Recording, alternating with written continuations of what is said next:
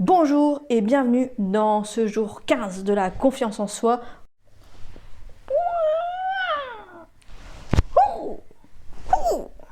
Oui, aujourd'hui je fais peur, je sais. Aujourd'hui, je me suis habillée pour vous. J'ai fait une spéciale parce qu'aujourd'hui on parle de... Oui, si vous avez cliqué sur la vidéo, normalement vous le savez. On parle de sport, mais surtout de confiance en soi à travers le sport. Si je suis honnête avec vous, je n'aime pas le sport. Alors, ne vous inquiétez pas, ne fuyez pas devant cette vidéo si vous n'aimez pas le sport. Si vous aimez le sport, vous allez bien aimer, mais si vous n'aimez pas le sport, restez là. Je vais vous détendre tout de suite avec quelques petites anecdotes, vous verrez. Car, il faut l'avouer, le sport, ça n'a pas toujours été mon meilleur ami. Pas du tout, du tout. À l'école, t'es nul en natation. Surtout, myope comme une taupe, je suivais n'importe quel groupe aveuglément. Je me faisais toujours avoir. Ça fait d'ailleurs souvent rire mon entourage, cette blague. J'entends rire là-bas. Pour ce qui est de l'escalade, je suis restée bloquée 1 heure tout en haut. J'avais le vertige. Et puis tout ce qui est sport avec des babales, ballon de foot, de basket, etc. Je m'en suis tellement pris dans la tête, j'ai tellement saigné du nez que je ne sais pas, ça ne m'attirait pas du tout. Pas du tout. Et si je m'étais arrêtée à toutes ces expériences, j'aurais détesté le sport à vie. D'ailleurs, à chaque fois que je vois quelqu'un courir, quelqu'un faire du vélo, je me demande pourquoi. Pourquoi? Mais heureusement, j'ai testé d'autres choses. Depuis que j'ai 2 ans et demi, je fais de l'équitation et du ski. Bon, j'ai arrêté aussi très tôt, mais ça m'a fait du bien, ces sports. J'avais pas besoin d'être en compétition avec les autres, ça me faisait déjà du bien. J'ai fait beaucoup de randonnées, beaucoup de petits jeux depuis quelques années, et surtout, je me suis inscrite d'abord au self-défense, et cette année, au taekwondo. Oui. Comme quoi, tout le monde peut progresser dans la vie. Et là, j'ai compris que le sport, c'était bien plus qu'une performance. Quand j'ai commencé la self-défense, j'ai réalisé qu'il y avait aussi une part de confiance en soi. Oui, tu l'as dit, Momo. Oui, tout à fait. Parce que oui, la self-défense, qu'est-ce que c'est? C'est un sport de combat pour apprendre à se défendre. Mais pas que. On avait un coach qui nous demandait de nous mettre, juste reculer le maximum, ouais, ça passe, de se mettre en cercle et de faire cet exercice pour l'échauffement et pour muscler les bras. Vous verrez, si vous restez comme ça pendant pas mal de temps, ça fait mal. Surtout, on descend doucement. Donc, le coach faisait 1, 2, 3, 4, 5 et il disait au suivant. Donc, celui de droite devait continuer. 1, 2, 3, 4, 5 jusqu'à 10. Et c'est vrai qu'on voyait tout de suite les personnes qui y arrivaient. Souvent, ça faisait 1, 2, 3, 4, 5. Oui, parce que ces sports-là, ça nous fait travailler la voix. Ça nous fait travailler parfois le regard quand on doit regarder notre adversaire. Ou justement regarder un peu plus loin aussi, être un peu dans le flou pour regarder s'il y a une attaque. D'ailleurs, de tout regarder, donc on sait faire le focus et on sait ouvrir l'angle. Il y a la posture aussi, la posture, avoir la posture de la personne qui est sûre d'elle, ça fait beaucoup. Faut être droit, faut être ancré. C'est pas pour rien que je vous ai fait une vidéo sur l'ancrage, je pense que c'est un des points les plus importants. Il y a aussi le fait d'être droit, ancré, mais du coup d'être stable sur ses appuis. Peut vous pousser et normalement vous ne tombez pas dans n'importe quelle position, même en biais, même quand vous levez lever une jambe, mais je ne suis pas échauffée. Et surtout, on travaille chaque mouvement pour qu'il devienne un réflexe et du coup, à force, on a des petits réflexes comme ça de mettre par exemple sa garde ou des choses comme ça, de contrer un coup et on prend confiance en soi. Alors, je vous parle de ce sport-là qui est un sport qui est peut-être je dirais un petit peu individualiste, un petit peu individuel dans le sens où on n'est pas dans la recherche de l'équipe et du groupe et de faire des choses pour l'équipe. On travaille surtout pour soi, pour s'améliorer soi. Mais justement, c'est valable dans tous les sports. Si c'est d'autres sports qui vous intéressent, et justement, je voulais vous parler des sports collectifs. Je pratique le sport en famille. Je vous en avais parlé un petit peu beaucoup même, dans une vidéo consacrée. Et on a parlé de jeux innovants, pas de points, pas de compétition, juste de l'entraide, du mouvement et de la confiance. C'est du sport en famille, donc on fait tout pour mettre en avant les petits enfants qui ne savent pas du tout jouer des fois, qui apprennent juste à prendre le ballon. On les met en avant, on ne compte pas les points, limite on fait tout pour tricher. Bref, on s'amuse, on a 2 sacrées parties de fou rire. Donc le plus important pour moi dans ce sport, c'est que les enfants apprennent à avoir confiance en eux. C'est ce qu'on voit depuis 15 jours. Eh bien, justement, ils prennent de l'assurance, ils osent de plus en plus, ils évoluent. Toutes les semaines, on les voit évoluer, avoir plus de motricité, plus de confiance en eux. Waouh, ils ont marqué, ça y est, waouh. Voilà, tout le monde leur tape dans les mains, même si c'est l'équipe adverse. C'est bon enfant, justement. D'ailleurs, il y a quelqu'un qui en parle beaucoup mieux que moi, c'est Heidi, éducatrice sportive spécialisée dans les jeux innovants. Elle m'a encouragée à découvrir tout ça et son approche est super intéressante. Je vais vous mettre un extrait juste ici et vous pourrez retrouver la vidéo complète en lien, ou j'essaierai de la mettre par ici quelque part. Vous pourrez la regarder complètement sur ma chaîne. Je vous montre l'extrait et on se retrouve juste après. Bonjour et bienvenue sur la chaîne Tout va bien Marine, petite interview spéciale. Heidi, aujourd'hui on va parler d'un sujet qui est important pour le bien-être, le sport. Alors comme je ne suis pas du tout calée en sport, je préfère faire intervenir une professionnelle. Heidi est éducatrice sportive et aujourd'hui elle va nous parler du sport et de l'énergie. Alors aujourd'hui, j'ai complètement arrêté tout ce qui est compétition parce que ça ne me correspond tout simplement plus, parce que ça ne fait plus partie de mes valeurs tout simplement. Je suis partie sur des valeurs de loisirs, enfin c'est ce que je dis tout le temps à mes pratiquants, sport loisir, sport sourire, sport plaisir. C'est que de l'amusement avec moi. Tous les week-ends on se voit avec des amis pour faire du sport. Et donc c'est du sport avec les enfants, les parents. Tout mélangé, toute génération confondue. Des fois on est plus d'adultes, des fois il y a plus d'enfants. Il n'y a pas de compétition, à part pour moi bien sûr. Et ouais, parce qu'elle a fond dans tout le temps gagner. Et je lui dis mais ce n'est pas important. On fait tout pour mettre en valeur les enfants d'abord, avant de se mettre en valeur et de tout faire pour gagner finalement. On passe aux plus petits, les enfants un peu plus grands aident les plus petits. Il y a un parrainage qui se fait automatiquement en fait. Et ça c'est génial à voir. Et du coup le sport permet de fédérer et de faire mieux se connaître. Ah oui, on voit que c'est toujours dans la bienveillance. Ouais. Ça se fait facilement, c'est automatique parce que on est tous là dans le même but, c'est se retrouver déjà pour partager ensemble. Malgré le temps. Ah oui, on brave la tempête, les intempéries. Ouais. On est sur la route, il pleut, on se dit oh là là, on n'a vraiment pas de chance, c'est toujours comme ça. Et donc finalement on arrive sur le terrain, il pleut plus, on a une petite éclaircie qui arrive et puis de toute façon le soleil on l'a dans le cœur. Donc oui, le contact de la nature, l'énergie des arbres, des minéraux, des végétaux, c'est magique quoi, c'est très très bon pour le système immunitaire également. Tu as des valeurs qui sont très importantes et tu m'as toujours dit que ces valeurs avaient été amenées par le sport finalement. Oui. Par exemple dans le foot ou dans le rugby, on entend souvent parler de valeurs.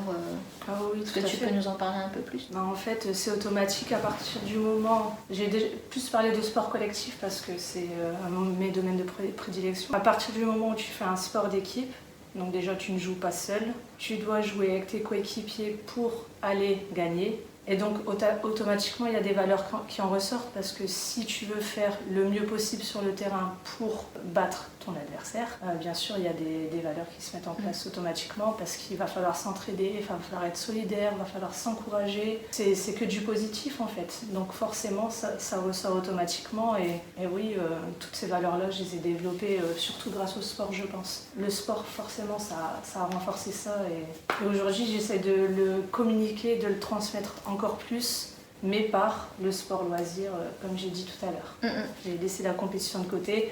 Quand on fait les petits matchs les samedis matins ou dimanche matin, je dis tout le temps, on compte pas les buts, on compte pas les points, on s'en fiche. L'important c'est d'être ensemble, de jouer. Et au début, les enfants comptent, je leur dis on s'en fiche, et je sais pas, automatiquement dans leur tête, ils intègrent le truc et ils comptent plus. Et le jeu se fait de lui-même. Et on s'amuse tous comme des enfants, quoi. C'est ça qui est super. C'est vrai qu'à la fin de chaque match, chaque session, on se tape tous dans les mains et c'est peu importe l'équipe en fait. On dirait que tout le monde a gagné. Et... Ouais. Ah oui, on était d'un complot, mais on se tape dans les mains, comme on peut voir à la télévision ou en compétition officielle, ils le font en fin de match. Mais je vais dire, nous, j'ai l'impression que c'est encore plus facile et plus automatique. On se prend carrément même dans les bras quoi, à la fin du match, à la fin des séances, avec le sourire, avec l'envie, avec l'amour tout simplement. Et ça ressort énormément en fait. Toutes les valeurs que j'ai citées, pour moi, au final, elles englobent un seul mot, c'est l'amour. Mais c'est vrai que par exemple le hockey, c'était pas du tout un sport que je pensais apprécier et j'avais peur, je pensais que j'allais prendre un coup de bâton. Et en fait elle s'est éclatée. Alors là c'est la même chose, on met des choses en place pour que ça se passe bien, donc tu parlais d'un coup de crosse, il suffit donc cadrer. À partir du moment où tu cadres gentiment les choses avant le début de l'activité, normalement il ne doit pas avoir de soucis de cet ordre-là. Et d'ailleurs, grâce à ça, il n'y a pas eu de souci au hockey pour toi, tu t'es pas fait mal. Comme au foot. Un petit bisou. On va certainement faire des petits parcours d'orientation, etc. Ça aussi, ça va être intéressant de mettre ça en place. Course d'orientation. Parce que ça aussi, ça permet de se repérer dans l'espace, savoir lire une carte. Et pas tout seul, donc du coup on va faire des petites équipes, voilà la coopération, des petites équipes, donc pareil on mélangera les familles, quelques adultes, quelques enfants, et puis les adultes seront là surtout pour aiguiller les enfants, mais ce sera surtout aux enfants de se débrouiller pour réussir à trouver les petites balises et poinçonner. Il y a beaucoup de femmes qui viennent avec leurs enfants. Oui, c'est vrai qu'il y a une majorité de femmes. Le foot, le basket, c'est celles qui en redemandent parce que finalement elles aiment beaucoup. Ah Eddy, tu m'as fait lever pour du foot, c'est la première fois de ma vie que j'en fais. 1h30 après, je me suis éclatée, c'était génial, oh là là, quel bon moment, que d'amour, que de... Voilà. Et c'est vrai que c'est une période, la période hivernale où on a l'impression d'avoir moins d'énergie, on est plus fatigué. Et ça arrive que que certaines personnes ne viennent pas parce qu'elles se sentent vraiment fatiguées ou vraiment pas bien, qu'elles ont vraiment besoin de reprendre de l'énergie. Mais aussi ça arrive qu'elles se disent « Oh, je suis fatiguée, j'ai pas beaucoup d'énergie, je viens ». Et puis finalement c'est grâce à ça qu'elles reprennent de l'énergie. Donc c'est vrai que c'est aussi de se voir. Je pense qu'il y a ce dénominateur aussi, c'est qu'on fait du sport, on se voit, on est dans une bonne énergie. On est dans l'échange et le partage aussi. Parce que on ne fait pas que du sport, on discute aussi. Elles discutent de leurs difficultés, on discute des nôtres, on trouve des solutions, on s'entraide. C'est vraiment une notion de famille finalement. Et je voulais ajouter autre chose, c'est que... Alors oui, ce sont des séances qui reviennent chaque semaine. Il y a un rendez-vous hebdomadaire. Je laisse bien sûr la possibilité, c'est pas un engagement comme une licence traditionnelle. On n'a pas envie de venir, quoi, tout simplement. Et je dis à tout le monde, ne vous justifiez pas, vous voulez pas venir, vous venez pas, point final, c'est tout. C'est une proposition, chacun est libre de venir s'il a envie ou non. Le sport, c'est... Voilà, on se retrouve, on partage ce moment-là ensemble, on s'éclate ensemble, sans prise de tête, sans quoi que ce soit, sans ces interférences négatives. J'espère vraiment que ça reste développé le plus possible à l'avenir et moi je vais tout faire pour en tout cas. Puis il y a tellement de sports à découvrir, je pense que... Ou à créer en fait. Je pense que ça serait encore mieux, c'est de créer des nouveaux sports. J'ai déjà fait, je te disais, je vais inventer un nouveau sport, ça m'est venu comme ça avec tel et tel matériel. Mais tu nous fais découvrir aussi des sports, le bumball, scratchball, et on s'amuse bien. Scratchball, je vous conseille d'aller regarder une petite vidéo. Alors bumball et scratchball, en fait, pour le bumball, chacun a une tenue sur lui avec des scratchs. Donc il y a des scratchs sur la poitrine, des scratchs sur les reins, et en fait c'est une balle qui vient se scratcher sur la tenue. Quand la balle arrive, on ne peut pas la saisir avec les mains, on doit l'attraper à l'aide des scratchs. On ne peut jamais saisir avec les mains. Ce qui veut dire que si la balle tombe à terre, pour la ramasser, il va falloir s'asseoir dessus ou venir s'allonger. Et bon, c'est des belles parties de plaisir quand il y a une équipe en face de nous qui veut aussi avoir la balle. Le fait de se jeter à terre, des fois ça ressemble un petit peu à du rugby ou du foot américain, mais c'est encore une fois, c'est en toute sécurité, avec joie et bienveillance les uns envers les autres. Donc voilà, ouais, le bumble scratch ball, c'est pas mal. Et on dit scratch ball, c'est pour les plus petits. À la place des tenues, c'est vraiment difficile pour eux d'utiliser. Ceux qui ont 3, 4, 5, 6 ans, c'est un petit peu compliqué pour eux. Donc je leur donne des petits gants où ils peuvent venir scratcher la balle et eux s'éclatent aussi de cette manière-là, quoi. Donc après le bumble et le scratch ball, il y a aussi le choke ball. C'est avec un petit plan incliné et il faut envoyer la balle sur le plan incliné. La balle doit tomber à terre sans que l'équipe adverse ne la saisisse avant qu'elle tombe au sol. Enfin, c'est tout un tas de nouvelles pratiques. Enfin, le choke ball, c'est pas si nouveau que ça, hein. Ça fait quand même quelques années que c'est là. Mais ça se développe pas trop, j'ai l'impression. Le sport pour les personnes malvoyantes avec un ruban, Le torball. Ouais. Ouais.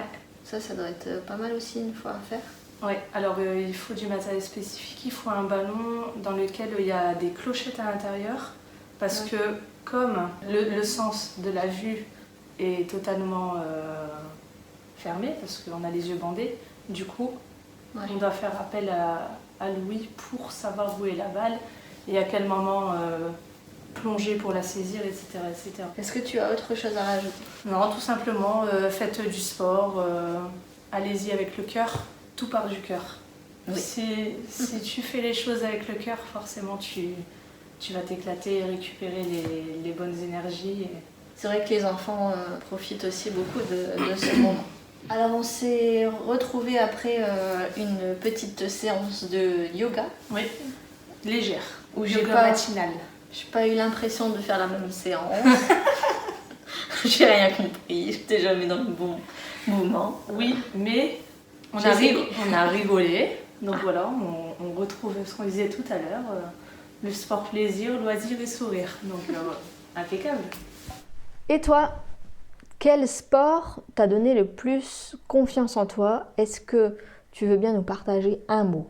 Un mot, basket, pilates, Ferrari, sport automobile, golf. Et surtout, partage cette vidéo si tu as pensé à quelqu'un pendant cette vidéo pour le motiver, pour lui donner envie. Et surtout, je voulais faire une spéciale dédicace à Laetitia et à Benoît et à Heidi qui me coachent, me motivent, me font faire du sport. Alors là, si j'avais cru ça un jour. Merci à eux parce que forcément, ce sont ces 3 personnes-là qui, dans le sport, me donnent le plus confiance en moi et qui m'ont fait progresser jusque-là. Alors, merci. Et on se retrouve demain pour la suite du défi. D'ici là, bouge, prends de l'assurance et surtout, amuse-toi. À demain!